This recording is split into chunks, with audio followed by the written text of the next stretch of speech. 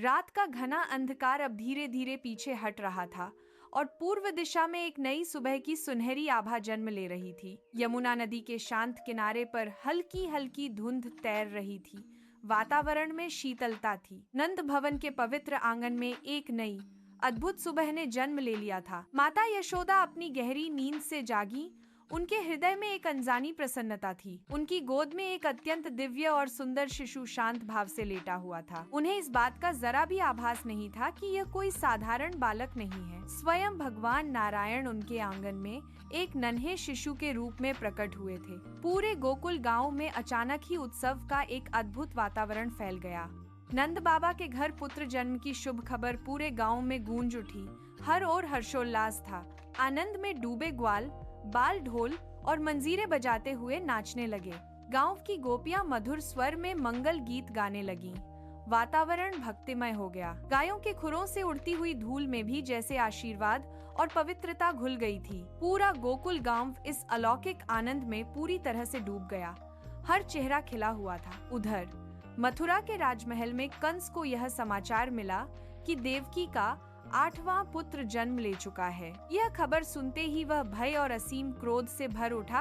उसकी आंखें लाल हो गईं। उसने तुरंत ही अपने सैनिकों को आदेश दिया कि गोकुल के हर नवजात शिशु को मार दिया जाए। असुरों की काली और भयानक छाया अब गोकुल गांव की ओर धीरे धीरे बढ़ने लगी थी। कुछ ही दिनों के बाद एक अत्यंत भयानक रूप वाली राक्षसी गोकुल पहुंची। उस राक्षसी का नाम पूतना था, जो अपनी मायावी शक्तियों के लिए जानी जाती थी। उसने अपनी माया से स्वयं को एक अत्यंत सुंदर और मनमोहक स्त्री के रूप में बदल लिया। उसकी आंखों में गहरा छल और कपट साफ झलक रहा था।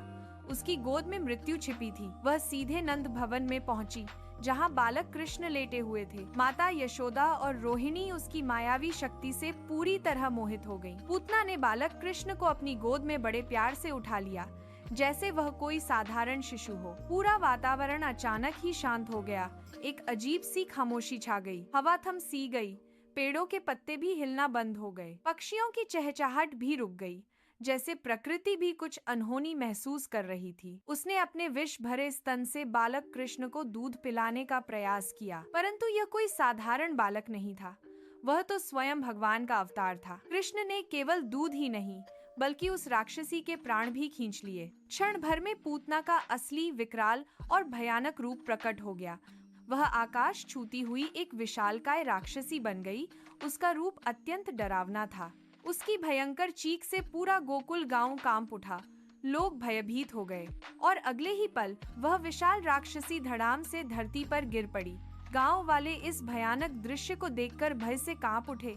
वे समझ नहीं पा रहे थे क्या हुआ, परंतु उस विशाल राक्षसी के ऊपर छोटे से कृष्ण हंसते हुए बैठे थे। उनकी मुस्कान में कोई भय नहीं था, बल्कि एक दिव्य तेज था। माता यशोदा दौड़कर आईं। उनके हृदय में अपने पुत्र के लिए चिंता थी। उन्होंने अपने लाल को तुरंत सीने से लगा लिया। उनकी आंखों में प्रेम और राहत थी। उन्हें यह ज्ञात नहीं था कि उनके नन्हे पुत्र ने अभी मृत्यु को पराजित किया है। नंद बाबा ने ब्राह्मणों को बुलाकर शांति पाठ और पूजा करवाई।